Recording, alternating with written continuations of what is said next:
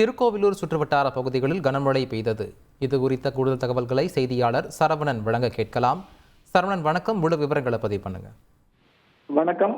வட தமிழகம் மற்றும் புதுவையில் செஞ்சல் புயல் காரணமாக காலை முதல் தொடர்ந்து காற்றுடன் கூடிய கனமழை பெய்து வருகிறது. இதன் ஒரு பகுதியாக கள்ளக்குறிச்சி மாவட்டம் திருக்கோவிலூர், மணலூர்பேட்டை, பகண்டை, ரிஷிவந்தியம் உள்ளிட்ட பகுதிகளிலும், அதேபோன்று விழுப்புரம் மாவட்டம் மொகையூர், கண்டாச்சிபுரம், வீரபாண்டி, பில்ராம்பட்டு, ஆயந்தூர், ஆற்காடி, மணம்புண்டி உள்ளிட்ட 100க்கும் மேற்பட்ட கிராமங்களில் காலை முதல் மிதமான மழை பெய்து வந்த நிலையில் செஞ்சல் புயல் கரையை நெருங்க மாலை 5 மணி முதல் சூறைக்காற்றுடன் தற்போது வரை கனமழை பெய்து வருகிறது. கடந்த 5 மணி நேரத்திற்கு மேலாக சூறைக்காற்றுடன் கனமழை பெய்து வருவதால் பல்வேறு இடங்களில் மின்வெட்டு ஏற்பட்டு பொதுமக்களின் இயல்பு வாழ்க்கை பாதிக்கப்பட்டுள்ளது.